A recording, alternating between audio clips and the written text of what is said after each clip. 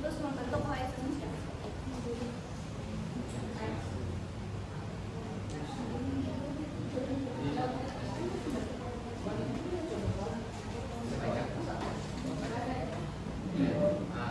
Aktivitas inklusi sosial, menemukan contoh fenomena inklusi sosial.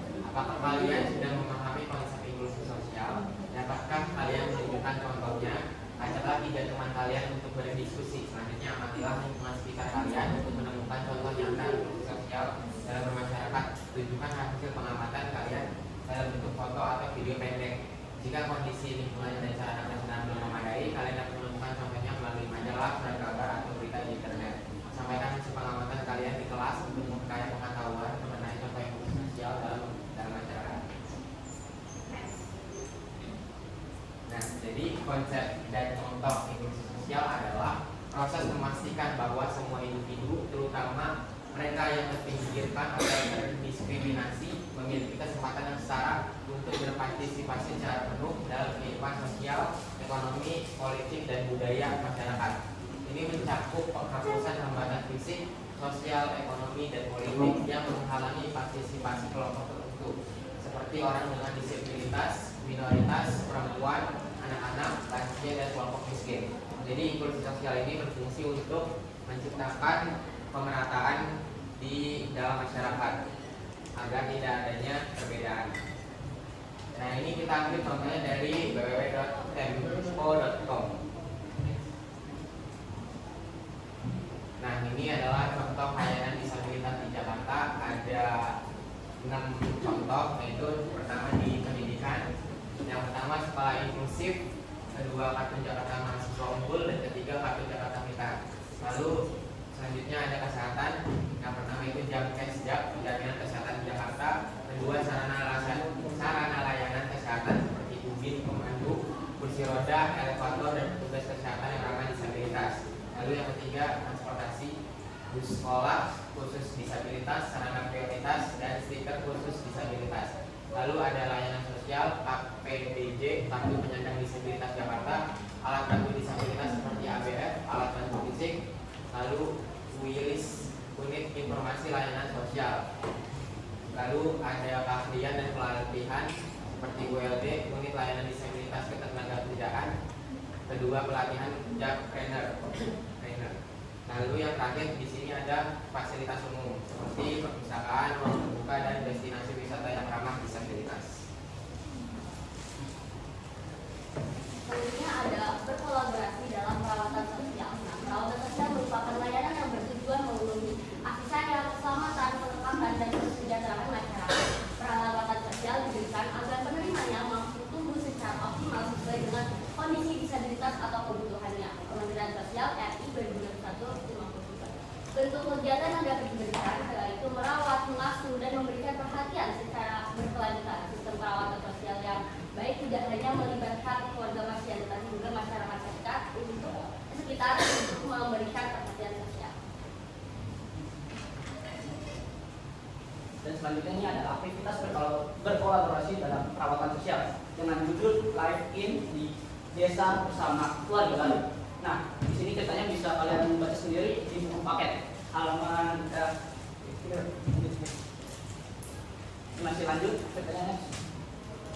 Nah, di sini ada soal apa kelebihan dan kekurangan dari kegiatan Live In ini. Nah, kelebihannya yang pertama yaitu Live In dirancang untuk memungkinkan peserta didik berinteraksi dengan masyarakat yang berbeda status sosial, ekonomi, dan budayanya, sehingga meningkatkan kepekaan sosial, ketahanan atau hardiness, dan resiliensi.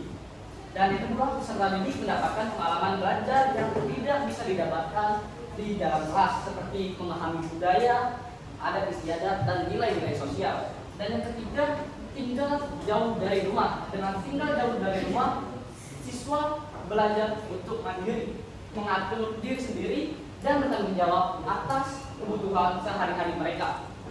Dan next, dan kekurangannya yaitu lokasi Live In mungkin dipilih yang memiliki sinyal yang susah, akses jalan yang tidak mudah, jauh dari keramaian, atau bahkan rumah penduduk yang tidak memiliki MCK yang representatif. Dan yang kedua yaitu peserta didik mungkin mengalami kesulitan beradaptasi dengan kondisi kehidupan yang berbeda dari kebiasaan mereka. Dan yang ketiga yaitu perbedaan kondisi kehidupan antara peserta didik dan keluarga asuh dapat menimbulkan kesenjangan atau kesulitan dalam berinteraksi.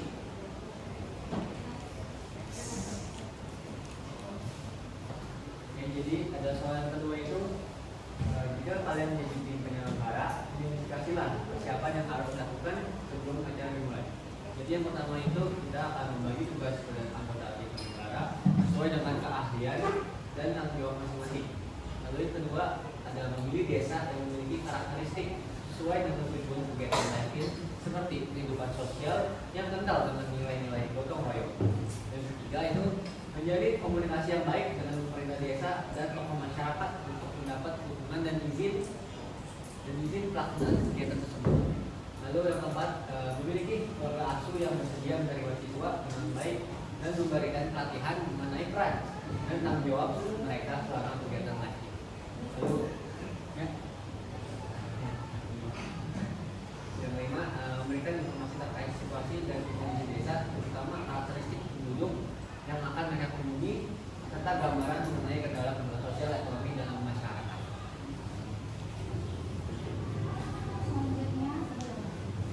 Selanjutnya buat jadwal kegiatan harian yang mencakup aktivitas belajar, sosial, kegiatan keagamaan dan aktivitas.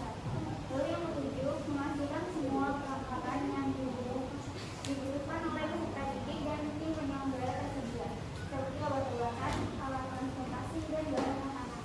Lalu yang kedelapan, mengatur transportasi dari sekolah ke lokasi lain dan melakukan akomodasi yang layak bagi peserta didik selama kegiatan berlangsung. Lalu yang kesembilan, membuat proposal kegiatan yang mencakup latar belakang tujuan, tema, jadwal, dan anggaran biaya yang dibutuhkan. Lalu yang terakhir, merencanakan mekanisme evaluasi untuk mengukur keberhasilan kegiatan dan menentukan program tindak lanjut dari hasil kegiatan. Oke, selanjutnya adalah apa kendala yang mungkin terjadi dalam pelaksanaan kegiatan tersebut. Yang pertama itu ada peserta didik mungkin mengalami kesulitan beradaptasi dengan lingkungan baru, terutama jika terdapat perbedaan budaya dan kebiasaan yang signifikan.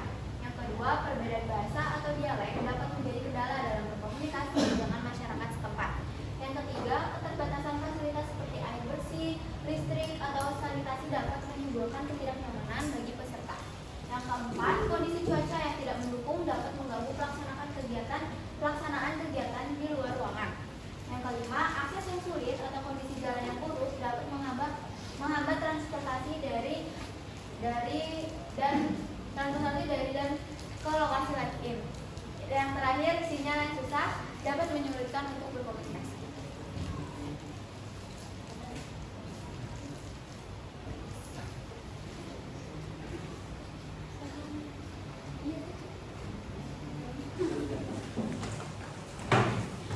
Sekian dari presentasi kami, kurang lebihnya mohon maaf. Assalamualaikum warahmatullahi wabarakatuh.